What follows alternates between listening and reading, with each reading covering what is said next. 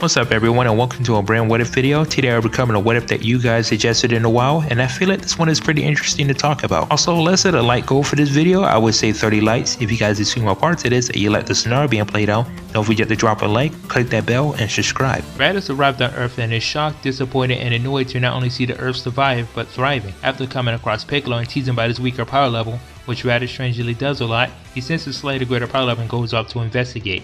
At this time, he doesn't know of his little brother because Saiyans at the time relied solely on their scouters, instead of having the ability to sense powers naturally. He finds Goku at Kame's house and events of the manga and the anime play out as you expect, him informing his younger brother about the Saiyan origins as well as the fate of their race. After Goku refuses to join his brother in arms, Raditz kidnaps his nephew and flees the scene. This is the point where Goku and Piccolo reluctantly join sides despite being bitter enemies for the longest time. They have to fight Raditz in order to save the Earth and Gohan. The battle continues to play out as normal. We've now reached the point where Piccolo is about to fire the special beam cannon. The beam managed to pierce through Raditz and Goku, killing them both. Before Raditz died from his injuries, he then used this moment to inform about two more Saiyans are coming to Earth. The fact that these two Saiyans are far stronger than him, which puts Piccolo in quite a shock. Like in the anime, Piccolo made the decision to take Gohan and train him. One night though, things change. Gohan looks at the full moon. This results in Gohan changes to the Great Ape form. Piccolo is watching this in utter horror and destroys the moon before Gohan can destroy anything else. But while this is going on, Goku has proceeded to King Kai's place V by Snakeway like he did in the original show. The difference is that Goku doesn't know the awareness of Vegeta and Nappa's a pending rival on Earth, but King Kai knew though. After all, he's the Kai of the North Galaxy. He would then notice particularly powerful Saiyans heading in the direction of Earth. By that spelling, not exactly good news for the both of them. He would impress upon Goku to train harder as he ever done in his entire life, much like in the show. As the two Saiyans head for Earth,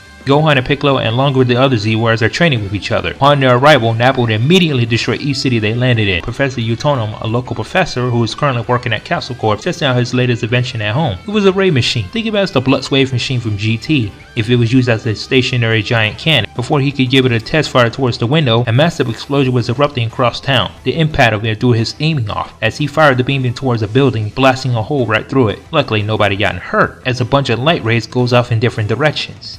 Meanwhile, Blossom leaves them all having just finished shopping. She would then notice heavy winds coming across town. Extremely confused on what's going on, all of a sudden she sees one mysterious ray of light along with debris about to hit a girl with a yo-yo. She jumps in a way to stop it, getting herself hit with a mysterious light instead. This would then give her superpowers, including a new outfit as well. Next, a blonde girl with pigtails named Bubbles was leaving school until heavy winds slowly started to pick up as she was struggling against the wind. She would then later notice that a little girl was too scared to move from a nearby old tree. She remembered earlier that she was blowing bubbles. The tree started to crack and slowly started to fall. Bubble intervenes and pushes her out of the way. As the tree was landing on her, she was hit with a ray of light. Bubbles slightly lifted the old tree and moved it out of the way, and noticed she gotten superpowers from that mysterious light. Later on, a tomboy named Buttercup was skateboarding around the park until everyone noticed the explosion coming across town. Buttercup was a bit curious as she then leaves the park and happens to see a boy playing with a toy hammer about to get hit with a street sign. She jumps in front of it to avoid it until a ray of light hit her. She has suddenly realized as well that the light has given her superpowers. Although she starts complaining about her outfit, not exactly a fan of the skirt. Don't worry, the three girls have a link connection, not exactly similar to Kami, but more like the androids.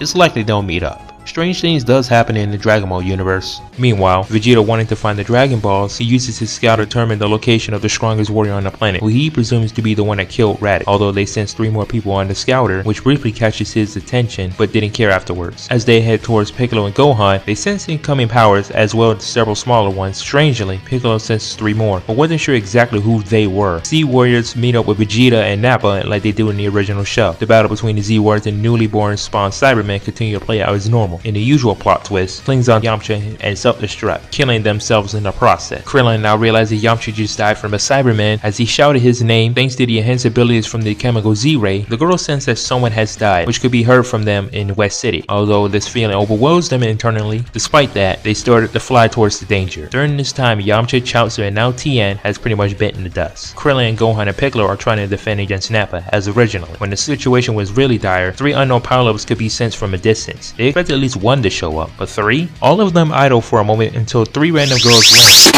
It was Blossom, Bubbles, and Buttercup. Piccolo scolded them, telling them to run or die. Vegeta was rather amused to seeing more people joining the fray, as he checked all their respective power levels, which was higher than Piccolo, but not that much. Krillin explained the situation as the girls understood this. They get into their fighting positions. Nappa, being the usual cocky guy, boasts himself that he can handle anyone. With the Powerpuff Girls showing up in the battlefield, how would they be able to take down Nappa in this what if? Don't forget to drop a like, click that bell, and subscribe. Oh yeah, and don't forget to like this video.